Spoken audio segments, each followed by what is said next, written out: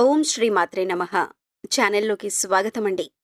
మహాశివరాత్రి ఈ నెల 8వ తేదీన రాబోతుంది. ఇది మన అందరికీ ఎంతో పవిత్రమైన రోజు. ఈసారి మహాశివరాత్రి శ్రవణ నక్షత్రం, ధనిష్టా నక్షత్రం శుక్రవారంతో కలిసి వచ్చింది. ఇలాంటి మహాశివరాత్రి 349 సంవత్సరాల క్రితం వచ్చింది. అలాంటి మహాశివరాత్రి మళ్ళీ ఈ నెల 8వ తేదీన వస్తుంది. ఈ రోజున ఏం చేసినా చేయకపోయినా మేషరాశివారు ఉదయం సాయంత్రం స్నానం చేసే నీటిలో ఈ ఒక్కటి వేసుకొని స్నానం చేస్తే జన్మలో పాపాలు దోషాలు ఆ నీటి ద్వారా పోతాయి. అంతేకాదు, మీ ఒంట్లో నెగిటివ్ ఎనర్జీ పోతుంది. మీ శరీరానికి దివ్య శక్తి వస్తుంది. చెడు ఆలోచనలు పోయి దేనినైనా సాధించే మనోధైర్యం వస్తుంది. అన్ని దోషాలు పోయి మీ శరీరంలోని అన్ని వ్యాధులు నయమవుతాయి. ఎప్పుడైతే దీనిని మీరు నీటిలో వేస్తారో ఆ నీరుకు అత్యంత శక్తి వస్తుంది. ఆ నీరు మీ శరీరంపై పడినప్పుడు ఆ దివ్య శక్తిని మీ శరీరం గ్రహిస్తుంది. ఈరోజు ఇలా చేస్తే ఆ మహాశివుడి అనుగ్రహం కలిగి జన్మల పాపాలు ఆ నీటి ద్వారా పోతాయి. కోటి జన్మల పుణ్యం వస్తుంది. మరి ఈ రోజున ఈ రాశివారు ఉదయం సాయంత్రం స్నానం చేసే నీటిలో ఏం వేసుకుని చేస్తే జన్మలో పాపాలు పోయి ఐశ్వర్యం కలుగుతుందో ఈ వీడియోలో తెలుసుకుందాం. కానీ అంతకంటే ముందుగా మీరు కనుక మన ఛానల్ని ఇంకా సబ్స్క్రైబ్ చేసుకోకపోయినట్లయితే సబ్స్క్రైబ్ చేసుకొని పక్కనే ఉన్న బెల్ ఐకాన్ నొక్కి ఆల్ సెలెక్ట్ చేసుకుంటే మేమిలాంటి వీడియోస్ అప్లోడ్ చేయగానే ముందుగా మీకు నోటిఫికేషన్ వస్తుంది. ఇక వివరాల్లోకి వెళ్ళిపోతే, శివాజ్ఞ లేనిదే చీమైనా కుట్టదు అంటారు. మహాశివరాత్రి హిందువులకు అత్యంత పర్వదినం. ఆ మహాదేవుడు శివయ్యను భక్తి శ్రద్ధలతో మహాశివరాత్రి రోజున ఆరాధిస్తే అష్టైశ్వర్యాలు కలుగుతాయి. అంతేకాదు, ఆ మహాశివునికి అత్యంత ఇష్టమైన రోజు మహాశివరాత్రి. మహాశివరాత్రి శివపార్వతుల వివాహం జరిగిన రోజు. అంతేకాదు, ఆ మహాశివుడు ఉద్భవించిన రోజు కూడా అని శివపురాణం ద్వారా తెలుస్తోంది. మాఘమాసం బహుళ చతుర్థి అర్ధరాత్రి కాలంలో పరమశివుడు కోటి సూర్య కాంతులతో లింగ రూపంలో ఆవిర్భవించాడు. కాబట్టి ఈ రోజు రాత్రి చతుర్దశి తిథి ఉన్నప్పుడే మహాశివరాత్రి. ఈ రోజు అర్ధరాత్రి లింగోద్భవ పూజ ప్రతి శివాలయంలో నిర్వహిస్తారు. మహాశివరాత్రి ప్రధానంగా బిల్వ పత్రాలను ఆ మహాశివుడికి సమర్పణల ద్వారా జరుపుకుంటారు. కాబట్టి ఈ రోజు ఉపవాస జపం, బిల్వపత్రాలు అర్పించటం, జాగరణ, అర్చనలు, అభిషేకాలు చేసిన వారికి కోరిన కోరికలు నెరవేరుతాయి. పెళ్లి కాని వారికి పెళ్లవుతుంది. తెలిసి తెలియక చేసిన పాపాలన్నీ పోయి కోటి జన్మల పుణ్యం లభిస్తుంది. అలాగే కలువ పువ్వులతో పూజించినట్లయితే విశేషమైన ధనలాభం కలుగుతుంది. కేవలం ఒక్క కలువ పువ్వు శివుడికి శివరాత్రి రోజు సమర్పించినా కూడా అపారమైన ధనాభివృద్ధి కలుగుతుందని పండితులు చెబుతున్నారు. నాగ శివలింగ పుష్పంని శివుడికి శివరాత్రి రోజు సమర్పించినట్లయితే అఖండ ధనలాభం కలుగుతుంది. అలాగే మనసులో ఉన్న కోరికలు నెరవేరటానికి తుమ్మి పూలకు తొడిమలు తీసేసి శివుడికి సమర్పించినట్లయితే మీ మనసులో ఉన్న ఎలాంటి ధర్మబద్ధమైన కోరికైనా సరే నెరవేరుతుంది. శత్రుబాధలు, నరదృష్టి, నరఘోష ఇలాంటివి అన్నీ తొలగిపోవటానికి శివరాత్రి రోజున శివుడికి ఎర్రని మందార పువ్వులు సమర్పించవలసి ఉంటుంది. ఏదైనా కొత్తగా వాహనాలు కొనుక్కోవాలి అంటే శివరాత్రి రోజున శివుడికి జాజి పూలతో పూజ చేయండి. పెళ్లి కావాలి అనుకునేవారు సన్నజాజి పూలతో శివుడిని పూజించవలసి ఉంటుంది. ఇలా పూజించటం వలన మీ మనసులో ఉన్న వ్యక్తిని లేదా మీరు ఎటువంటి లక్షణాలు ఉన్న వ్యక్తి కావాలని కోరుకుంటున్నారో వారితో వివాహం జరిగే అవకాశం ఉంటుంది. మల్లెపూలతో శివుడిని పూజించినట్లయితే మీకు ఆదాయ మార్గాలు మెరుగుపడతాయి. ధనం అనేక విధాలుగా సంపాదించే మార్గాలు మీకు తెలుస్తాయి. అలాగే సొంతింటి కల కూడా నెరవేరుతుంది.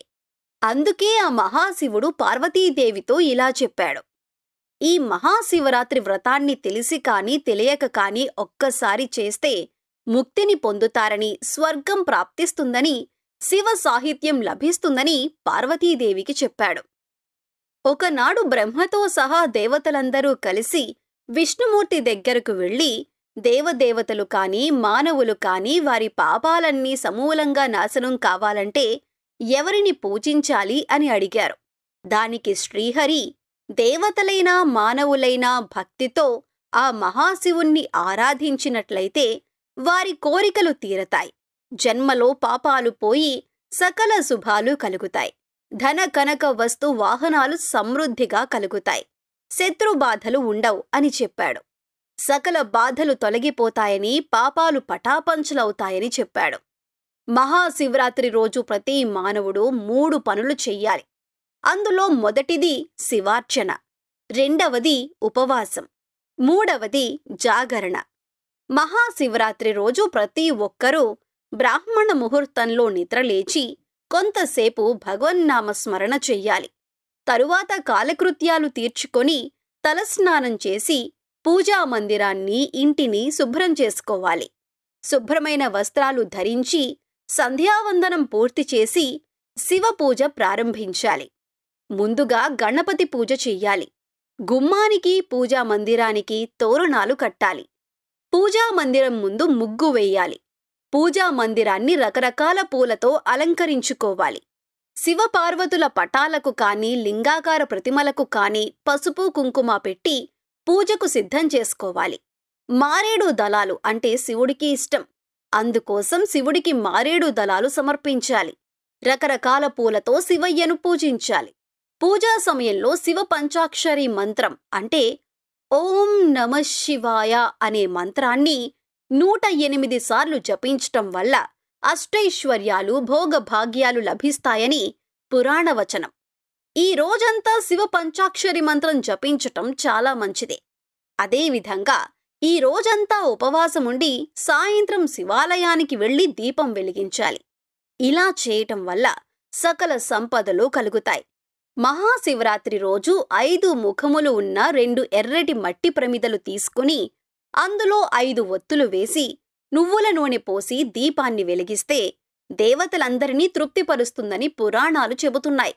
ఆ మహాశివుడు అభిషేక ప్రియుడు కాబట్టి శివరాత్రి రోజు ఆ మహాశివయ్యను నవధాన్యాలతో అభిషేకిస్తే ధన ప్రాప్తితో పాటు పుత్రలాభం కలుగుతుంది. ఉప్పుతో అభిషేకిస్తే సౌభాగ్యం కలుగుతుంది. అదేవిధంగా శివయ్యను రకరకాల పూలతో పూజిస్తే జీవితంలో రాజభోగాలు అనుభవిస్తారని పురాణవచనం. శైవులు ధరించే భస్మం లేదా విభూది తయారు చేయటానికి ఈ రోజు పవిత్ర దినంగా వారు భావిస్తారు. మహాశివరాత్రి రోజు శివయ్యను తామర పువ్వులతో పూజిస్తే ధనప్రాప్తి కలుగుతుంది. వ్యాపారంలో లాభం వస్తుంది. అనుకున్న కార్యాలు సిద్ధిస్తాయి. మహాశివరాత్రి రోజు శివ పంచాక్షరి మంత్రంతో పాటు మృత్యుంజయ మంత్రం కూడా జపిస్తే కోరిన కోరికలు తీరుతాయి. ఇక మీరు ఈ రోజు ఉదయం, సాయంత్రం స్నానం చేసే నీటిలో ఒక మారేడు ఆకును వేసుకొని స్నానం చేస్తే ఆ నీటి ద్వారా జన్మల పాపాల దోషాలు, దరిద్రం పోతాయి. మీ దేహం పరిశుద్ధమవుతుంది. మీ శరీరంలోని అన్ని వ్యాధులు నశించి నూతన ఉత్తేజాన్ని సంతరించుకుంటాయి. ఆ నీరు మీ శరీరం మీద పడితే మనోవ్యాధులు నయమవుతాయి. జ్ఞాననాడులు ఉత్తేజితమవుతాయి. ఈ రోజు ఉదయం, సాయంత్రం ఇలా చేస్తే ఆ శివానుగ్రహం తప్పక కలుగుతుంది. మీరు దేనినైనా సాధించే శక్తిని పొందుకుంటారు. దైవిక శక్తులు మీకు అండగా ఉంటాయి, ముందుండి నడిపిస్తాయి. నరదృష్టి, నరఘోష, నెగిటివ్ ఎనర్జీ మొత్తం మీ ఒంటి నుండి పారిపోతాయి. కాబట్టి ఈ రోజు ప్రతి ఒక్కరూ స్నానం చేసే నీటిలో మారేడు ఆకును వేసుకొని స్నానం చెయ్యాలి. సో చూశారు కదండి, మహాశివరాత్రి ఏ రోజున వచ్చింది, ఆ రోజున ఏ పూలతో పూజ చేయటం వల్ల ఎటువంటి ఫలితాలు కలుగుతాయి, అలాగే ఏ విధంగా అభిషేకాలు చేస్తే ఎటువంటి పుణ్య ఫలితాలు లభిస్తాయి అనే అంశాలతో పాటుగా ఈ రాశివారు స్నానం చేసే నీటిలో ఏది వేసుకొని ఉదయం, సాయంత్రం స్నానం చేయటం వల్ల అపారమైన దివ్యశక్తిని పొందటంతో పాటు కష్ట నష్టాల నుంచి బయటపడతారు అనే అంశాలను ఈ వీడియోలో మనం వివరంగా తెలుసుకున్నాం కదా. ఈ వీడియో మీకు నచ్చినట్లయితే లైక్ చేయండి. మీ ఫ్రెండ్స్ అండ్ ఫ్యామిలీ మెంబర్స్లో ఎవరైనా మేషరాశి వారు ఉంటే వారితో ఈ వీడియోను షేర్ చేసుకోవడం మర్చిపోకండి. ఇప్పటి వరకు మీరింకా మన ఛానల్ని సబ్స్క్రైబ్ చేసుకోకపోయినట్లయితే సబ్స్క్రైబ్ చేసుకొని పక్కనే ఉన్న బెల్ ఐకాన్ నొక్కి ఆల్ సెలెక్ట్ చేసుకుంటే మేమిలాంటి వీడియోస్ అప్లోడ్ చేయగానే ముందుగా మీకు నోటిఫికేషన్ వస్తుంది.